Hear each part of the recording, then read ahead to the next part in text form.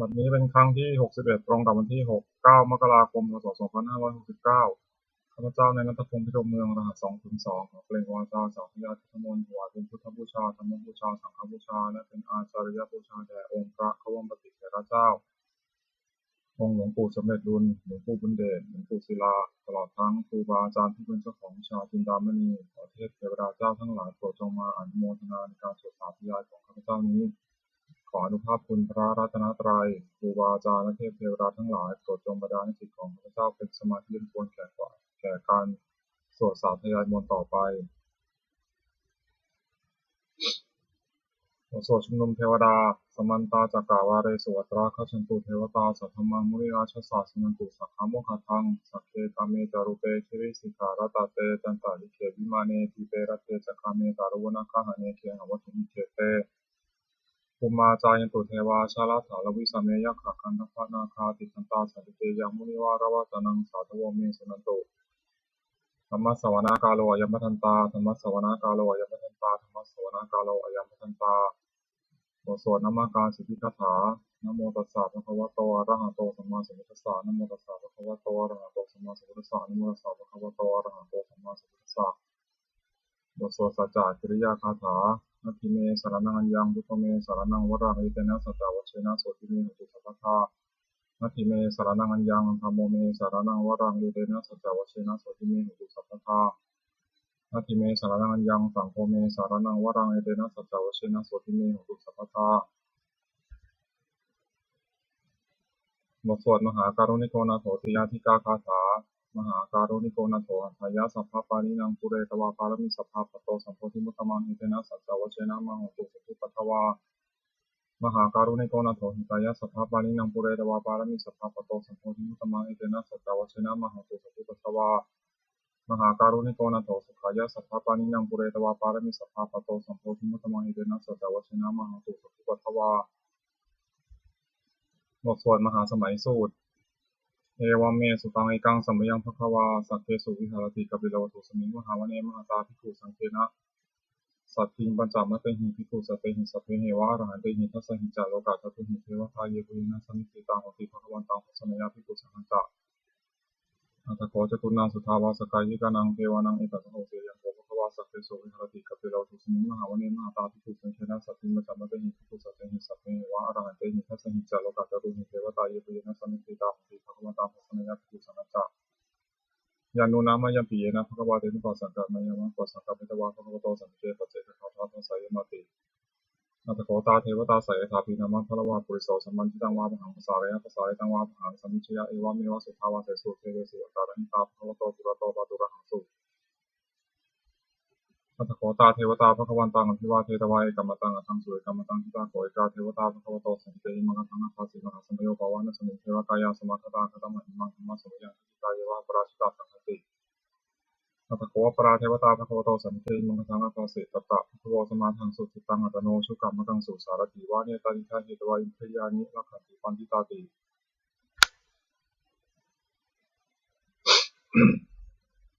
อัตถโกอัตถโกปราเทวตาภควโตสัมเทหิมังคังนาคาสีเชตวะกีรังเชตวะปริคังทังกีรังโอหัตถมะเมชาเตสารติสุขามิมาจักขุตตาสุขตาสุเชนะคติอัตถโกปราเทวตาภควโตสัมเทหิมังคังนาคาสีเยติพุทธังสารนังคตาเสนเตคัมมิสัตเทวายะภูมิสหายามนุสังเหเทวะกายังปริปุเรสันติติอัตถโกภควาภิกขุมัตเตสีเยปุเยนะภิกขเวทัสสะโสโลกัสสะตุสุเทวตาสมิทธิตาของติภาคตังทัสสนยาภิกขุสังฆัจจะเยปิเตภิกขเวสุปฏินังปัฏฐานังอรหันโตสัมมาสัมพุทธาเตสัมปิภควันตานังเอตปรมายวะเทวตาสันนิปติตาเหสุงสายทัพพิเมหังนิตาระหิเยปิเตภิกขเวทุวิสันติยนะคตมัทนังอรหันโตสัมมาสัมพุทธาเตสัมปิภควันตานังเอตปรมายวะเทวตาสันนิปติตาภุวิสันติสายทัพพิเมหังนิตาระหิอธิสัมมิภิกขเวเทวะกายนังนามานิจิตายิสัมมิภิกขเวเทวะกายนังนามานิเทสิสัมมิภิกขเวเทวะกายนังนามานิตังสุนัตถะสัตตมมนัสสิโกทัพพาสิสัมมิติเอวะเมเตติโกเตติโกภวะโตปัตตะสุขุมภวะเอตัสสะโวตะสิโลกามนุกัสสามิยถาปุมาตัสสิตาเยสิตาคิริทัพพังเป็นหิตตาสมหิตาปุตุสิหวาสาลีนาลมหังสาสัมพุโนโอชาธรรมสาธุทาวิปัสสนามนามะติโยปัสสะเตยะทวามณีกัปปิตวะเวตโตมะปิสัทธาสาวเกสสะเนกเต เทวกายาภิกตาเตวิชนะทัพพิทโวเตจาตปามะกะโรสุตวาพุทธศาสนาเตสัมปัตตะหุยนามนุสานัสนังเตเกสตมัทถคุงสหัสสังอัฏฐสัตริงสตังเกสหัสสานะมนุสานมัทถสุมเตเกสตมัทถคุงทิสาสัพพะพุตาหุงปัญจสัพพังพิยายาวะคิตวานัจกุมาตตวามริสัทธาสัมเกสสเนทเตเทวกายาภิกตาเตวิชนะทัพพิทโวเยวหังกิตายิสัมมิคิระหินุภูปโสสัตตสหัสสาวะขาภูมากปิลวัตวัยกิมโตชุติมันโตวานาวโตยัสสิโนมัทมนาภิกรมภูนังสุติโมนังชาสหัสสาหิมาวตายขานันตาวนิโยกิมโตชุติมันโตวานาวโตยัสสิโนมัทมนาภิกรมภูนังสุติโมนังสาตาคิราติสหัสสายขานันตาวนิโยกิมโตชุติมันโตวานาวโตยัสสิโนมัทมนาภิกรมภูนังสุติโมนังอิเจเตโสรัสสหัสสายขานันตาวนิโยกิมโตชุติมันโตวานาวโตยัสสิโนมัทมนาภิกรมภูนังสุติโมนังเวสานิชาปัญจสัตตายขานันตาวนิโยกิมโตชุติมันโตวานาวโตยัสสิโนมัทมนาภิกรมภูนังสุติโมนังกุมพิโรราชาหิโกเวปุลสานิเวสนังพิญโยนังสัตตสหัสสังยะขานังพิรุปาสติกุมพิโรราชาหิโกโสภะสุขิโมนังบริมันจาทิสังราชาทตาราโถปสาสติคันธพนาธิปติมหาราชายสัสโสปุตตปิตาสามาโวหิธรรมนามหาพลายกิมโตชุติมันตวันนามโตยัสสิโนมธรรมนาภิกรมภูนังสุติโมนังทักขินันจติสังราชารุ่นโหตปาสาสติกุมธนาธิปติมหาราชายสัสโสปุตตปิตาสามาโวหิธรรมนามหาพลายกิมโตชุติมันตวันนามโตยัสสิโนมธรรมนาภิกรมภูนังสุติโมนังปัจฉิมันจัตติสังราชารูปะขอภาษาสตินาคณาธิปติมหาราชายสัสสิโสพุทธปิตาสาภาโวยธรรมานามหาพลายกิมโตชุติมันตวันนามโตยัสสิโนมธรรมนาภิกรมภูนังสุติโมนังอุตารันจัตติสังราชากุเวโรตปาสาสติยักขณาธิปติมหาราชายสัสสิโสพุทธปิตาสาภาโวยธรรมานามหาพลายกิมโตชุติมันตวันนามโตยัสสิโนมธรรมนาภิกรมภูนังสุติโมนังปุริมาทิสังทตารัตโถทักขินีนาวุนหโกปัจฉิมีนารูปะโขกุเวโรตังทิสังทตาโลเตมหาราชาสมันตาเจโตทิสาทังทัทธาลมานาอัตถังสุวเนกปิลวัตเวเตสัมมายาวิโนทัสสะคุวิจานิกาสถามายาคุเตคุเวเตทิวิคุจามิคุโตสหจันทโนกามาเสโตจาคินุคันทุนิคันทุจาปนาโตโอปมัญโยจาเทวสุโตสมาจาริจิตาเสโนจคันทโปนาโรราชาชโนสโปอาคูปัญจสิโกเทวทิมพรุสุริยวัชสาเอเตตัญญจราชโนคันทพาสาราชีวิมนธรรมนังอภิกามุงภิกขุนังเสนติโมนังอัฏฐาคูนังภาษานาคาเวสาราสหปัจจกากัมภาวสุภราคูปยาคาสหายาริติยามุนาทตารัตถาจาคุณคายสสินเรราวนมหานาโกโสภะสิมิโมนังมีนาคาราเชสหสาหารันติทิพาทิชาปฏิพิสุทธิจักโกหายาสเตมนามัชปตาจิตาสุปนาอิติเตสานามังอภัยันตถานาคาราชานามาเสสุปนาโตเขมมะกาสุปโตสานิวัจจะหิปวะหายันตานาคาสุปนาสารนามังกังสุปุถังชิตาวชิระหะเทนะสมุทาสุรัตตาภาตารวสาวเสเตอิทิมาโตยัสสิโนกาลกัญชามหาพิสมาอสุราคณาเวคัสสาเวปาจิติสุติติจาปะหาราโทนมุติสหสัตตะพิปุตานังสัพเพโรจนะมกาสนันตัวพินเสนังปะหุตังปะกมุงสังโยธนิพันเตติคุณังสมิโมนังนาโปเจเทวาปฐวิจาเตชวโยตถาคมุงอรุณาเทวาโสมโตยิสตสหเมตตากรุณากายิกาภูเทวายสัสสิโนทัสเสเตทัสสะทากายสัพเพนันตวันนิโนอิมันตชุติมันตวานามันโตยัสสิโนมัทธมนาภิกรมภูนังสมิโมนังเวทุจะเทวาสหาริจะอสมาจะทุเยมาจันทสุปัสสะเทวาจันทมุปุระคิตาสุริยสุปัสสะเทวาสุริยมาคุปุระคิตานักขาตานิปุระคิตวาอัคคุมทวะละหังกาวสุนังวาสวเสโทสักโขปะกาวุลินทโททัสเสเตทัสสะทากายสัพเพนันตวันนิโนอิมันตชุติมันตวานามันโตยัสสิโนมัทธมนาภิกรมภูนังสมิโมนังมัทธาคูสาภูเทวาชาลมุขีสิการิวะอริตกาจโรชาจาอุมาปุพันธาติโนวรุณาสาธรรมาสาชิตาจาเดชกาสุรยะอุจราอาคูวสาวันเนสิโนทัสเสเตทัสสะทากายสัพเพนันตวันนิโนอิมันตชุติมันตวานามันโตยัสสิโนมัทธมนาภิกรมภูนังสมิโมนังสมานามหาสมานามนุสามนุสุตมะกิภาปตุสิกาภูคูมโนปตุสิกาถาภูหรโยเทวายะจารุขิตวาสิโนปาราคามหาปาราคาภูเทวายะสัสสิโนทัสเสเตทัสสะทากายสัพเพนันตวันนิโนอิมันตชุติมันตวานามันโตยัสสิโนมัทธมนาภิกรมภูนังสมิโมนังสุกาการุมหาอรุณาคุยคณสาสหาโอทาตะกะยะหาปาโมขาคุเทวาวิจักขณาสุธรรมตาหารัคจามิสกาเตยสัสสิโนธนยังอาคาปิโนโยติสาทิวสติทัสเสเตทัสสะทากายสัพเพนันตวันนิโนอิทิมันโตชุติมันโตวานาวันโตยัสสิโนมัทธมนาภิกรมภูนังสมิโมนังเขมิยาตุสิตายามากาตกาจายสัสสิโนสัมพิตกาลามาเสถาจตินามาตอาสวานิมานาราติโนอาควาถาภูกรานิมิตาทัสเสเตทัสสะทากายสัพเพนันตวันนิโนอิทิมันโตชุติมันโตวานาวันโตยัสสิโนมัทธมนาภิกรมภูนังสมิโมนังสัตเถเตเทวานิกายาสัตเทนะตวันนิโนนามันวายนะขันโฉเยตุเยสติสาสหะปวุฒาจติมัคคีราวคตินามนาสวังนคิโมคาตารังนาคังสังวาสิตาติตังสุตมาปรามโตจัปุตายคิมโนสหสนังมโรติโสดัสสวะคาสัมมิโมนังส หสัพพมะโลกนังมะพรหมาภิริตติอุปปโนชุติมันโตภิสมากายโยยัสสสิโสทัสเสถะอิสราคูปะเทกาวะสวัตติโนเตสัญจมัชตวะกาหาริโตปริวริโตเตจะสัพเพติกันเตสินเทเวสัพพมะเกมาลเสนาภิกามิปัสสะกานะสัมมติยังเอถาคานะถาพันธถาระคินังพัทธมทุวสมัตตาปริวาริตามะโวมุสิตาโพธินังอิติตถามหาเสโนกันหาเสนังอเปสยิปานินาตาลมหัจจสรังกัตวารัมเพระวังเนถาภุสโพมิโกธนายันโตสุวิชุโกตถาโสวิทาวติสังคุโตเจโมเส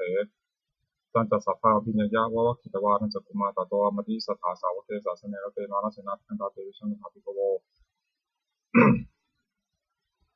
เตจะอาตปะมะกรงสุตวาพุทธศาสนังวิตารักขิมิปะกะมุงเนสังวมปิชยุงสัพเพวิชิตาสังฆามาภิยติตายะสัสสิโนโมทติสนาพุทธมิสาวกาเตชะเนสุตติบทสวดจุลชยปกรณ์นะโมเมพุทธาเตชะสารัตนตยธรรมิกาเตชะปสิทธิปสิเทวานารายะปรามิสุราสิทธิธรรมาจะอินทาจาตุโลกาคัมภีรักขกาสมุทาภูตุงคังคาจะสัพพมะชยปสิทธิวันตุเตชยธรณีอุตตินาทีชยขคนละตนนิสัยนิราชเสนาเมรุราชพลนรชีชยคัมภีราสมพีนาเคนธานาคีปิศาจบุตากาลีชยธนิมิตาโรกีชยสินทีสุทธานมุขชาชยวรุณมุขสัตตราชยจำปาทินาคาคุลคันตกชยกัสโกนตุรงสุการะผู้ชงสีหพยาคาดีปาชยวรุณมุขายาตาชิตาเสนาเรปุณสุตินารดีชยสุขาสุขาชีวิชยธรณีตาเรสัทธาสุชยา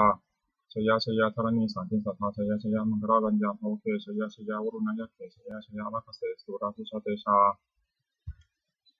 ชยพรหมเมนพัฒนาชยราชาธิราชสาชัยชยปัทวินสัพพังชยอรหันตาปเจกพุทธสาวังชยมเหสุโรหโรหรินเทวาชยพรหมาสุรโขชยนาโคตุนโกรูปโกจันทิมารวิอินโทจาเวนะตโยจากุเวโรวรุโนปิจาอัคคีวายโยจาปาชุนโหคุมารโรทัตตาราชโกธารสามหาเทวาสิกตาปสะอาทโยอิสิโนสาวกาสัพพาชยรามโมพวันตุเตชยธรรมโมจาสังโฆจาทัสสะปาโลจาชยกังอินเตนะชยเตชนะชยโสติพวันตุเตเอเตนะพุทธเตชนะเหตุเตชยมังคลังชโยปีพุทธศาสริมโตอายามารสาจัปปิมโตปราชโยโคสยามพุทธิมเทปโมทิตาชยตถาธรรมคณามิสิโนชโยปีพุทธศาสริมโตอายามารสาจัปปิมโตปราชโยโคสยามพุทธิมเทปโมทิตาชยตถาคณามิสิโนชโยปิพุทธศาสริมโตอายามารสาจัปปิมโตปราชโยโคสยามพุทธิมเทปโมทิตาชยตถาเทวคณามิสิโนชโยปิพุทธศาสริมโตอายามารสาจัปปิมโตปราชโยโคสยามพุทธิมเทปโมทิตาชยตถาสุปนคณามิสิโนชโยปิพุทธศาสริมโตอายามรสาจัปปิมโตปราชโยโคสยามปฏิมเทภวติตาชยตถานาคณามิสิโนชโยปิพุทธศาสริมโตอายามรสาจัปปิมโตปราชโยโคสยามปฏิมเทภวติตาชยตถาสัพพมคณามิสิโนชยันโตปุริยมูเลสังขยานังนันทิวัฒโนเอวังตวังวิชโยโหหิชยสุชยมังคะเลอปราชิตาพลังเกสิเสตติโกคะเรอภิเสเกสัพพพุทธานังอาคัปตโตปโมทติสุนัขตังสุมังคะลังสุปัฏฐตังสุภุติตังสุขโนสุมุตโตจักสุริตังธรรมจาริสุปัทกินังกายกรรมังวาจากรรมังปัทกินังมโนกรรมังปัญญติเตปัทกินาปัทกินานิกัตวานะละพันตเตปัทกิเนเตยถาลัทธาสุขิตาวิรุณหาพุทธศาสเนอโรคาสุขิตาของทาสหาสัพเพหิยาติทิสุนันตุโกโตเยเทวาสิงหาเนอภิคตาทิคายุตาสัทธาของตุสุขิตาของตุสัพพะราคันตุสัพพะสัตนังราคันตุชินาสัสนังยากาติปัฏฐานาเตสังสเพปุเรนตุมโนรัฐาวิตากาเลกวสันตุวสังวสาวรหังกาโรคาตุวัฏวาเตสังนิวาเรนตุตัสสะพะทาทายาสุขังจิตสุขังอนันตุยถาระหังบทสวดธรรมานิยามสุตังเอวัมเมสุตังเอกังสัมยมภวาสวัติยังวิหารติเชตวันิยานาคาปิณิกัสสะอาราเมตตะโกภควาภิกขุมันเตสิภิกขวติพระตันเตติเตภิกขุภควโตปัสสะสุงภวาเอตตะวะจาปาทาวาภิกเวตถาคตานังนุปาทาวาตถาคตานังทิตาวสาตตุธรรมทิตาตาธรรมนิยมตาสุเตสังขารนิจติตังตถาคตโตติสัมพุชติอภิสัมเมติอภิสัมพุชิตวาอภิสัมเมตวาชิตติเตสติปัญญาปฏิปัฏฐาปฏิวิวารติวิปัสสติตานิกโรติสัพเพสังขารานิจติอุปาทาวาภิกเวตถาคตานังอนุปาทาวาตถาคตานังทิตาวสาตตุธรรมทิตาตาธรรมนิยมตาสัพเพสังขาราทุกขาติตังตถาคตโตติสัมพุชติอภิสัมเมติอภิสัมพุชิตวาอภิสัมเมตวาชิตติเตสติปัญญาปฏิปัฏฐาปฏิวิวารติวิปัสสติตานิกโรติสัพเพสังขาราทุกขาติ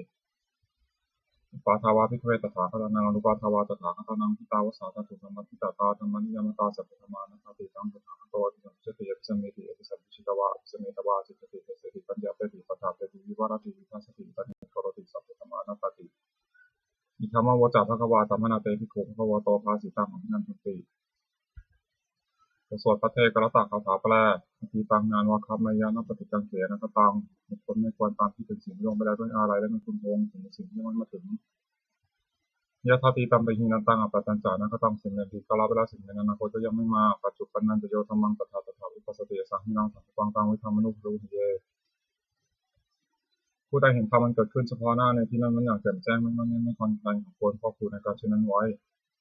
อัจเชวะกิจจัมมาตัปปังโกชัญญามรณังสุเวความเพียรกิจที่พระธรรมนิพพานจะรู้ความตายในพรุ่งนี้นาหิโนสังขารันเตนะมหาเสนนะมัจจุนาภกันติโรมัจจุราซึ่งมีแสงละมากยังไม่มีสำหรับเราเอวังวิหาริมาตาปิญโหตตามมาตังที่ตังเวพระเทกรโตเตสัตโตจิตเตมุนีมีผู้สงบย่อมกล่าวเรียกผู้มีความเพียรอยู่เช่นนั้นไม่เกิดการทั้งกลางวันกลางคืนว่าผู้เป็นอยู่ในที่มีราตรีเดียวก็น่าชม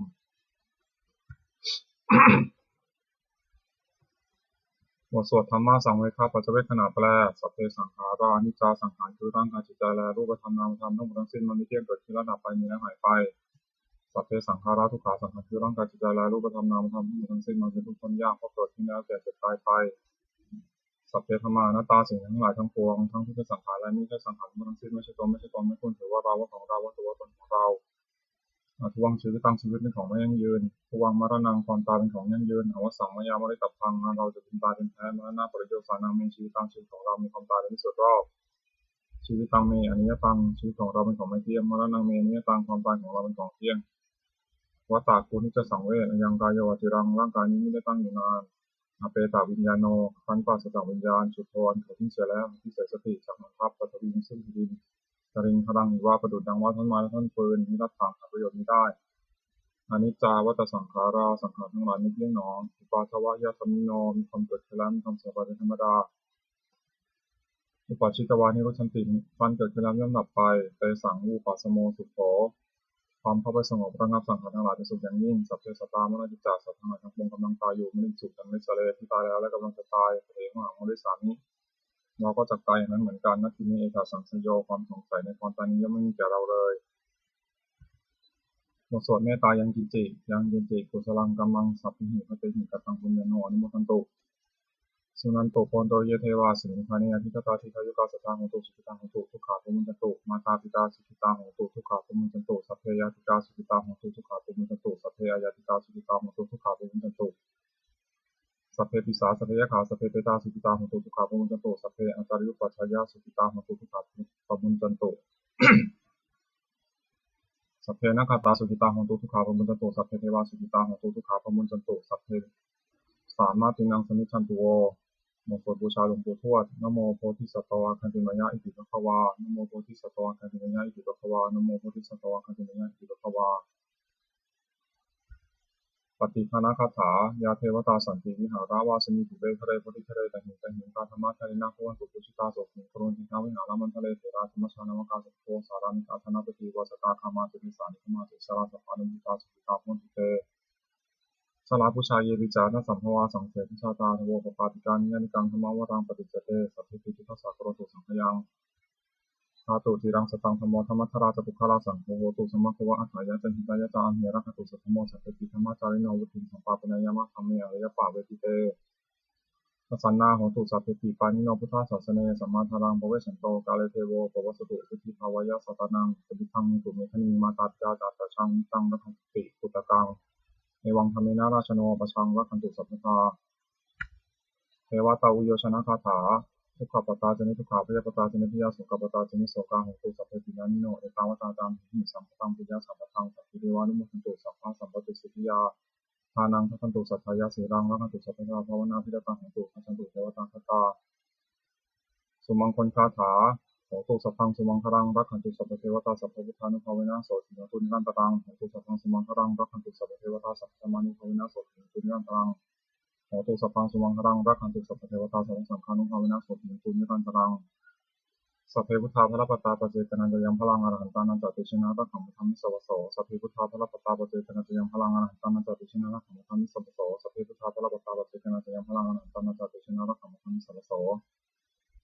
สัพเพพุทธาภรปตาปเจกนันจะยังพลังอรหันตานันจติชนะรักขังธรรมิสวโสสัพเพพุทธาภรปตาปเจกนันจะยังพลังอรหันตานันจติชนะรักขังธรร ธัมมิสัพพโสสัพเพพุทธาภรปัตตาปเจกนันจะยังพลังอนันตันจัตติชินานะกัมธัมมิสัพพโสสัพเพพุทธาภรปัตตาปเจกนันจะยังพลังอนันตันจัตติชินานะกัมธัมมิสัพพโสสัพเพพุทธาภรปัตตาปเจกนันจะยังพลังอนันตันจัตติชินานะกัมธัมมิสัพพโสสัพเพพุทธาภรปัตตาปเจกนันจะยังพลังอนันตันจัตติชินานะกัมธัมมิสัพพโสด้วยอำนาจแห่งบุญกุศลที่ข้าพเจ้าได้สวดสาธยายพระพุทธมณีข้าพเจ้าขอน้อมเกล้าที่ถวายเป็นพระราชกุศลแด่สมเด็จพระนางเจ้าสิริกิติ์พระบรมราชินีนาถพระบรมราชชนนีพันปีหลวงที่เสด็จสู่สวรรคาลัยขอให้สงฆ์แห่งบุญกุศลนี้จงเป็นสัพพสิริมงคลแก่ข้าพเจ้าคลายพลาดปลอดภัยจากทุกโศกโรคภัยอันตรายทั้งปวงให้มีแหล่งรายได้สุขภาพมั่นคงเป็นสัมมาอาชีพชอบธรรมเพราะว่าไม่มีอยู่อย่างยากจนขออย่าได้มีแต่ข้าพเจ้าขอให้ข้าพเจ้ามีสัมมาทิฏฐิตั้งมั่นในพระธรรมคำสอนขององค์สมเด็จพระสัมมาสัมพุทธเจ้าดำรงอยู่ในความดีงามตลอดกาลนานอีกทั้งขอเทพเทวดาทั้งหลายผู้ได้อนุโมทนาสาธุการในบุญกุศลนี้โปรดประสิทธิ์ประสาทพรน้อมส่งท่านแห่งมงคลไปสู่วัตถุมงคลพระพิตายยอดเศรษฐีทั้งฝ่ายไทยและฝ่ายลาวรวมถึงวัตถุมงคลทั้งปวงที่สั่งสิ่งทั้งหลายได้จัดสร้างขึ้นและเตรียมด้วยพุทธานุภาพเทวานุภาพและฤทธานุภาพอันศักดิ์สิทธิ์อำนวยผลให้มีสิริมงคลแก่ผู้ครอบครองและบูชาทุกประการเทอญ